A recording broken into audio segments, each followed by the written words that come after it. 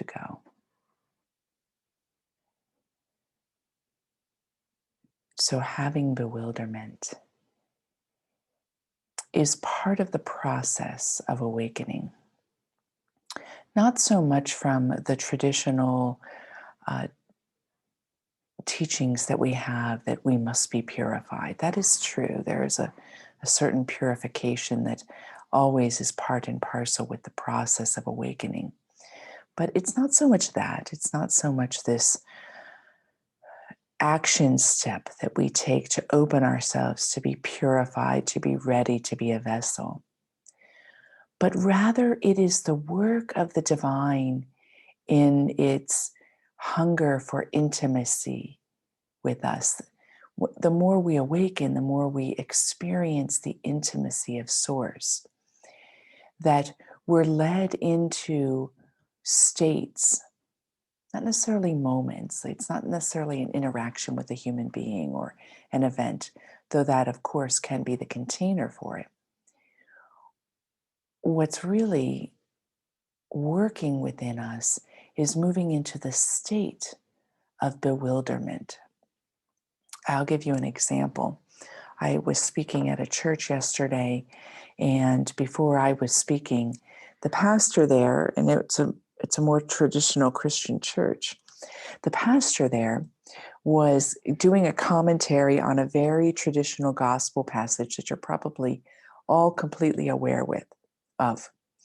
And in it, Jesus is saying, I'm going to be killed, and then I'm going to be raised to new life. It's longer than that, but that's cutting to the chase. And Peter says, oh no, that will never happen to you, Master, that will never happen. And so Peter stands against it out of all the goodness in his heart. And he even goes so far to say, I will never betray you. You're going to be betrayed, but I will never betray you. And after that, what does Jesus say? Jesus says, get behind me, Satan. And then he goes on to predict Peter's denial 3 times. Imagine how Peter must have been bewildered at that phrase, get behind me, Satan. Here is this man, this fisherman, who has surrendered everything. And in that surrender, really has experienced Jesus as the master, Jesus as the one, the Messiah. And then to be told that in his affirmation of that, because that's what he's doing, he's affirming it. I see your goodness. I see who you are. Therefore, this is not going to happen to you. He hears probably the worst words you could hear from a friend. Get behind me, Satan. It must have been, well, I don't know Peter, but at least for me, it would have put me into bewilderment. My feelings would have been probably hurt too. One of the many lessons from this passage is that the unfolding of divinity in us is a bewildering process. It moves us into the wilderness, bewilderment. It moves us into the wilderness of our own being over and over again. And if there is a refining, it is the process of coming so close to ourselves, so close that the beloved is discovered, is experienced. And so this brings to a good question for each of you to take privately and separately. What is your entry point? For some, the entry point is the immanent, to find that the immanent and the transcendent are one. For others, it is the transcendent, to find that the transcendent and the immanent are one. For me, My youngest experiences were both simultaneously, which then led me to take the transcendent as my entry point to the immanence of the beloved. But everyone is different. I would say most of the people I work with, it's the immanent that's the entry point. So it's just a good reflection question. When it comes to moving into the bewilderment, moving into the confusion of existence, what's your entry point that leads you, generally speaking, to the experience of the divine? If you read Eckhart's work, Master Eckhart, his entry point oftentimes is the immanent. When I was the stream, when I was the forest, when I was still the field, when I was every hoof, foot, fin, and wing, I was the sky itself. No one ever asked me, did I have a purpose? No one ever wondered, was there anything I might need? For there was nothing I could not love.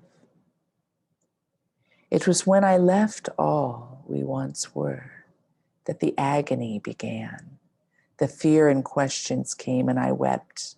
I wept and wept, and tears I had never known before. So I returned to the river. I returned to the mountains. I asked for their hand in marriage again. I begged to wed every object and creature. And when they accepted, God was ever present in my arms. And God did not say, where have you been? For then I knew my soul, every soul, has always held the divine.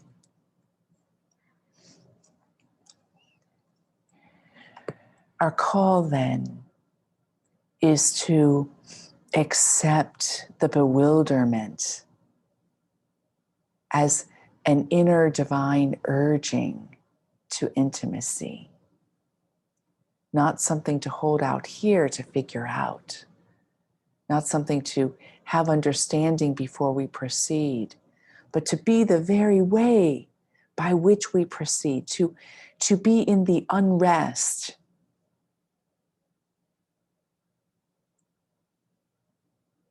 to be willing to stay in the unrest, that the rest might be discovered. I mean that in all the senses of that the rest may be discovered. So this morning's meditation is going to be a very short opening to the immanent and the transcendent at the same time from an energetic standpoint. So let the get behind me, Satan, be a propelling force for you that doesn't leave you feeling rejected, but plunges you into those very arms that Eckhart could speak to. So I invite you to close your eyes.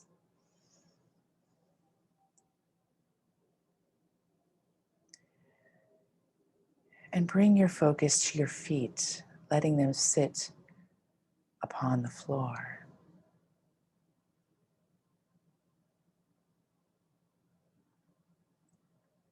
Feel or sense the connection of your feet with the floor. Imagine or sense that the energy of your feet extends downward, beyond the floor, downward through the home where you sit, downward into the earth.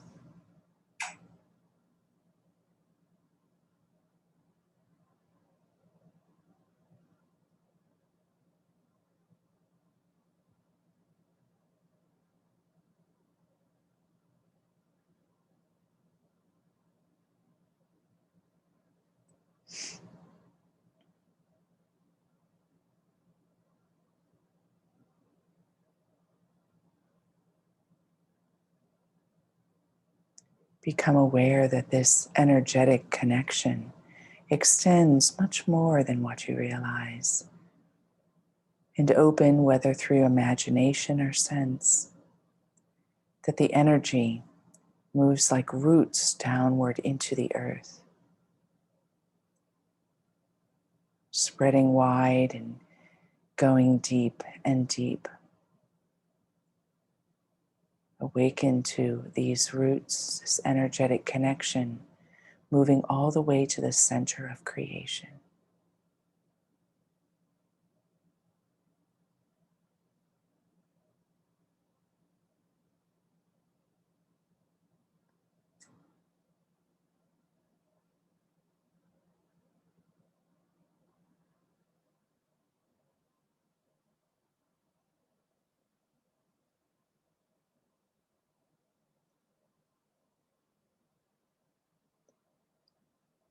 And once they are, and you are awakened to them touching the center of creation, let that pulsing life force move upward through the roots, swiftly moving up into the soles of the feet and grounding you, but grounding into your body, all the way through the body.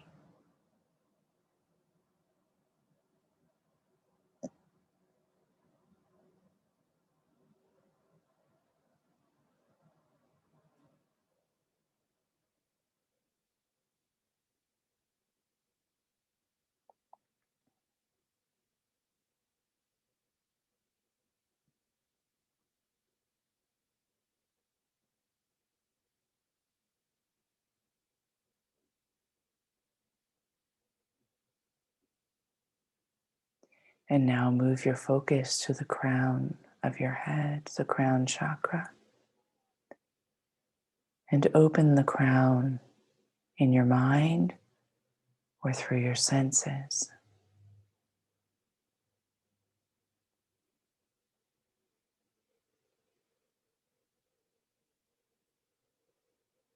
And become aware that there is a connection between you and the vastness of all creation and beyond. And let the energy and the awareness of that be like a column of light or a channel or a portal that moves upward through the transpersonal point into the universal life force, moving upward through the sky and beyond.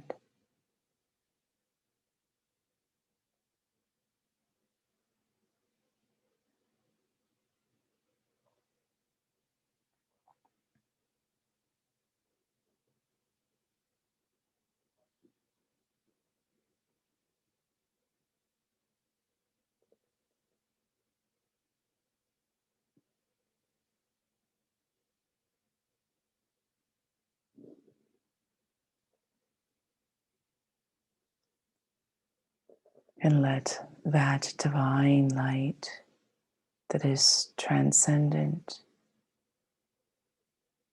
rush through the energetic roots, the column, all the way through the transpersonal point, through the head, down through the body.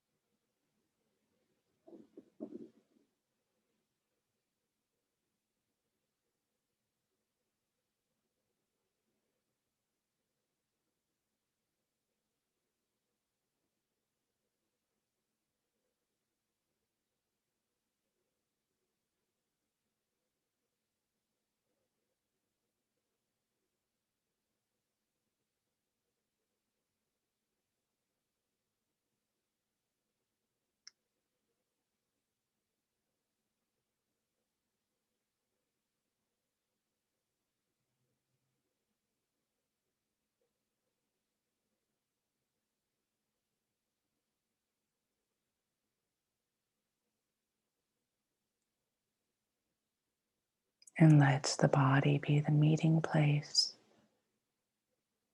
where the immanent and the transcendent meet, where heaven and earth have their marriage as you, in you.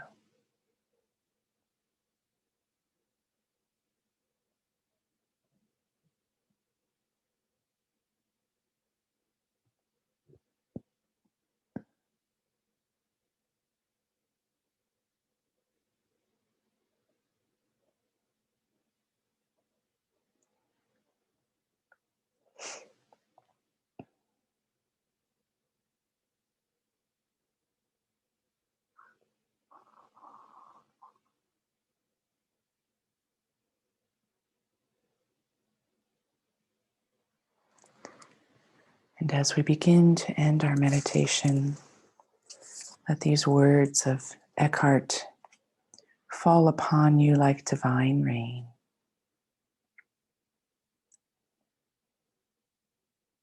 Only in a dream could this happen. Such terror that I have seen in eyes, and men abusing women, and cries from the pores of the sky. So how to wake the sleeping? I was once consumed in thought, trying to make sense of a very unwanted experience, when a bird's tune called to me from a nearby limb. And this brought me understanding, that audience with love, and the way beauty can let us hold her in mind and arms. The passion in the earth's whisper grew so loud, I woke.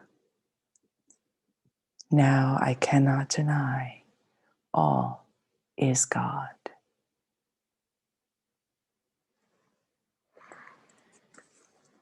I invite you to wiggle your fingers, wiggle your toes.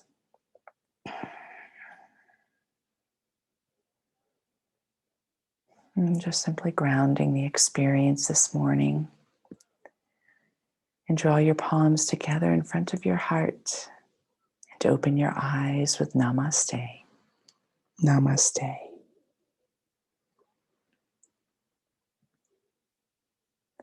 Have a great day, everyone.